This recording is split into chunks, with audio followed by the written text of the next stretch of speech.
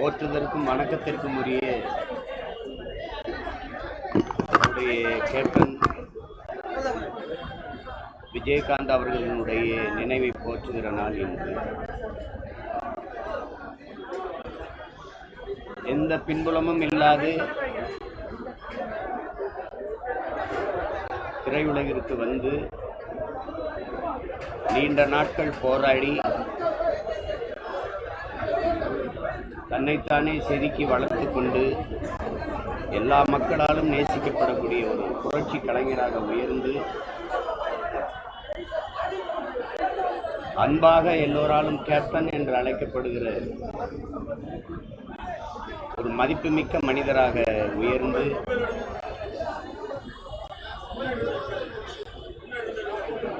எளிய பின்புலத்திலிருந்து வந்ததனாலேயே எளிய மக்கள், உழைக்கும் மக்கள், பசியோடு இருக்கிற பாட்டாளி மக்கள் மீது அதிக பாசம் கொண்டிருந்தவர். தன்னுடைய வருவாயில் ஒரு பகுதியை படிக்க வசதியில்லாத மாணவ பிள்ளைகளுக்காக செலவழித்தவர். பிரச்சனை என்று வருகிற போது அவர்கள் கொடுக்கிற மனுக்களை வாங்கி கொண்டு அவர்களுக்கு இயன்றவரை உதவியவர். என் போன்றவர்கள் அருகில் இருந்தே அதை நாங்கள் பார்த்தவர்கள். தான் கஷ்டப்பட்டு வந்தது போல கஷ்டப்படுகிற நடிகர்களுக்கெல்லாம் தன்னுடைய படங்களில் வாய்ப்பு கொடுத்து வளர்த்து அழகு பார்த்தவர். வாய்ப்பு தேடுகிற வாய்ப்பற்ற புதிய இயக்குநர்களுக்கு வாய்ப்பு கொடுத்து வளர்த்து விட்டவர். குறிப்பாக திரைப்பட கல்லூரியில் படித்த மாணவர்களை திரையுலகில் கொண்டு வந்து அடையாளப்படுத்தி மிகப்பெரிய ஆளுமைகளாக வளர்த்து விட்டவர். நாபாவானன், அரவிந்தராஜ், அருண் பாண்டியன், ராம்கி போன்றவர்கள் எல்லாம் இன்னைக்கு மிகப்பெரிய அடையாளமாக இருக்கிறார்கள் என்றால் அது யாராலும் மறக்கவோ மறுக்கவோ முடியாது. அது கேப்டன் அவர்களால் தான்.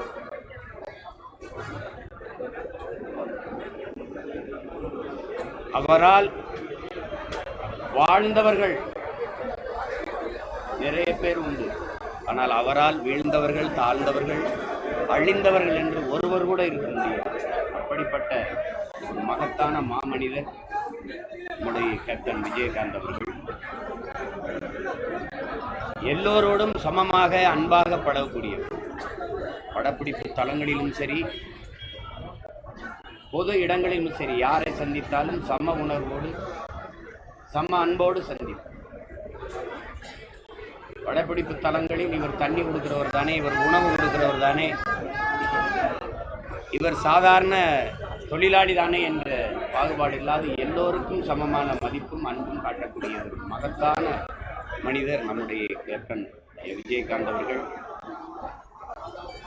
இந்த மண்ணுக்கும் மக்களுக்கும் ஏதாவது நல்லது செய்ய வேண்டும் என்கிற பேராவலில் தேசிய முற்போக்கு திராவிடர் கழகம் என்ற ஒரு அரசியல் அமைப்பை தொடங்கி, அதுவும் ஆளுமைகளாக இருந்த ஐயா கருணாநிதி அவர்கள், அம்மா ஜெயலலிதா அவர்கள் இருக்கிற போதே எதிர்த்து இருவரும் இருக்கும் போதே அரசியல் கட்சி தொடங்கியது. அவருக்கு பிறகு நாங்கள் வந்தோம். நாங்கள் மட்டும்தான் அந்த இரண்டு பெரிய ஆளுமைகள் இருக்கும்போது அரசியல் கட்சி தொடங்கி வந்தவர்கள். அதில் முதல் தேர்தலிலேயே 8 விழுக்காடு பெற்று அங்கீகாரத்தை பெற்று முதல் தேர்தலிலேயே நின்ற இடத்தில் வென்று சட்டசபைக்குள் சென்று சாதித்தவர். பிறகு அடுத்த தேர்தலில் வென்று எதிர்க்கட்சி தலைவராக இருந்து திறம்பட செயலாற்றிய பெருந்தகை நம்முடைய கேப்டன் அவர்கள். அவரை பற்றி பேசிக்கொண்டே இருக்கலாம். அவ்வளவு இனிமையான நல் நினைவுகள் அவரோடு பழகிய எல்லோருக்கும் இருக்கிறது. அப்படி ஒரு மகத்தான மனிதரை நாம் இழந்திருப்பது என்பது மிகவும் துயரமானது. இன்னும் ஒரு 10 ஆண்டுகள் அவர் இருந்திருப்பாரேயானால் தமிழகத்தில் ஒரு மிகப்பெரிய மாற்று அரசியல் ஆற்றலாக அவர் வளர்ந்திருப்பார், உருவாகி இருப்பார். அதை தமிழ்நாடும் தமிழ்நாட்டு மக்களும் இழந்து விட்டார்கள் என்றுதான் நாம் சொல்ல வேண்டும். அவர் உடலால் நம்மோடு இல்லையே ஒழிய உணர்வால் நம்மோடு என்றென்றும் அவர் இந்த மண்ணுக்கும் மக்களுக்கும் செய்த நற்செயல்களால் வாழ்ந்து கொண்டிருப்பார் என்பதில் துளி மாற்றமும் இல்லை. அப்படிப்பட்ட மகத்தான மனிதர் நம்முடைய கேப்டன் அவர்களுக்கு என்னுடைய புகழ் வணக்கத்தை செலுத்துகிறேன். அவரை இழந்து நிற்கிற அவருடைய குடும்பத்தார், அவர் மீது பேரன்பு ஒன்று நேசித்து நிற்கிற அவருடைய கட்சி தோழர்கள் அனைவருக்கும் என்னுடைய ஆறுதல். அவர்களுக்கெல்லாம் என்னுடைய அன்பை பகிர்ந்து கொள்கிறேன். நன்றி. இன்னைக்கு மௌன ஊர்வலத்துக்கு வந்து அனுமதி கேட்டிருந்தாங்க தேமுதிக தரப்புல. ஆனா மௌன ஊர்வலத்துக்கு கடைசி நேரத்தில் நேற்று மாலை வந்து அனுமதி மறுக்கப்பட்டிருக்கு. காலையிலேயும் பேச்சுவார்த்தை நடத்தும் போது கூட அனுமதி மறுக்கப்பட்டிருக்கு. இது இந்த செயலை எப்படி பாருங்க? இப்ப தடையை மீறி வந்து காவல்துறை தடுக்கிறாங்க. அவசியமற்றது. ஏன்னா நீங்க ஒரு நினைவை போற்றுகிற ஊர்வலம் என்பது ஆர்ப்பாட்டம் இல்லாமல் அமைதியாக தான் வரும். ஒரு ஆரவாரம் இருக்காது, கத்தி சத்தம் போட முடியும். அப்படி இருக்கும்போது அதை அனுமதிச்சிருக்கணும். அதை வந்து அனுமதிக்காததுங்கிறது அவ்வளோ பெரிய ஒரு மகத்தான மனிதனுக்கு கொடுக்குற அவமதிப்பாக தான் நான் அதை கருதுகிறேன். அது தேவையற்றது. சட்டம் ஒழுங்கு சீர்கெடுக்கும் தெரிஞ்சே பல இடங்களில் அனுமதி கொடுத்த அரசு இந்த ஊர்வலத்திற்கு மறுத்திருக்க கூடாது என்பதுதான் என்னுடைய கருத்து. எனக்கு பிடிக்காத வார்த்தை மன்னிப்புன்னு சொல்லுவார். எப்படி பார்க்குறீங்க? மன்னிக்க கூடாது அப்படிங்கிறதுல இல்லை, அதாவது தவறே நடக்கக்கூடாதுங்கிறதுல இருக்கிற எதிர்பார்ப்பின் வெளிப்பாடு தான் எனக்கு பிடிக்காத வார்த்தை மன்னிப்பு. தவறே செய்யக்கூடாதுன்னு அவர் எதிர்பார்த்ததினுடைய எதிர்வார்த்தை தான் எனக்கு பிடிக்காத வார்த்தை மன்னிப்பு. ஏன்னா மன்னிக்கிறவன் தான் வந்து மகத்தான மனிதன் இருக்குது. அதை தாண்டி அவர் சொல்றாருன்னா தவறு செய்யக்கூடாது அப்படிங்கிற அந்த எதிர்பார்ப்புல இருந்து சொல்லியிருக்காரு. அண்ணா பல்கலைக்கழக மாணவி வன்கொடுமை, பாலியல் வன்கொடுமை விவகாரத்தில் இந்த எஃப்ஐஆர் காப்பி வெளியே வந்தது. காவல் ஆணையர் அருண் ஒரு தகவலை சொல்றாரு, அமைச்சர் கோவில்பையும் ஒரு தகவலை சொல்றாரு. இதெல்லாம் பார்த்துருப்பீங்க. அது நான் வேற இடத்துல பேசுறேன், இதுக்கு அதுதான் நேரம் இல்லை. சாப்பாடு விஷயத்துல அவர் வந்து எல்லாருக்குமே ஒரு சமமான சாப்பாடுங்கிறத சினிமாவில் கொண்டு வந்தார். எல்லாருக்குமே சாப்பாடு போடுறாரு. இல்லை, அது அவர் என்ன சாப்பிட்றாரோ அந்த சாப்பாடு படப்பிடிப்பு தளத்தில் எல்லாருக்கும் போயிருக்கான்னு பார்ப்பேன்.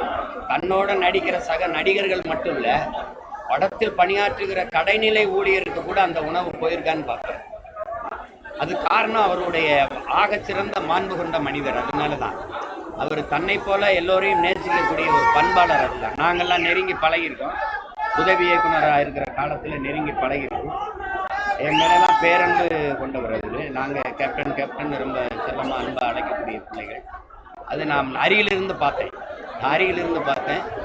அவர் வந்து படப்பிடிப்பு இல்லாத நாட்களில் வீட்டில் அலுவலகத்திலிருந்து மனுக்களை வாங்கி தன்னுடைய உதவியாளர்கிட்ட கொடுத்து என்னென்ன பிரச்சனையோ அதெல்லாம் தீர்க்க சொல்லுவார். அவரால் படித்த ஐஏஎஸ் ஐபிஎஸ் இன்னைக்கு ஆயிரக்கணக்கான பேர் இருப்பாங்க, யாரும் அதை மறுக்க முடியாது. இப்போ எங்கள் ஐயா சைதை துரைசாமி அவர்கள்லாம் ஒரு அமைப்பு வச்சுருக்காங்க, மனிதநேய அறக்கட்டளை. இவர் எந்த அமைப்புமே இல்லாத பல பேரை படிக்க வச்சு உயர் அதிகாரிகளாக உயர்த்தி விட்டார். அதை நீங்கள் பார்த்துருப்பீங்க. அவர் மரணித்திருக்கிற போது அவர்கள்லாம் வந்து அவருக்கு வணக்கம் செலுத்துறதுலேயும் நீங்கள் தெரிஞ்சுக்கணும். நன்றி.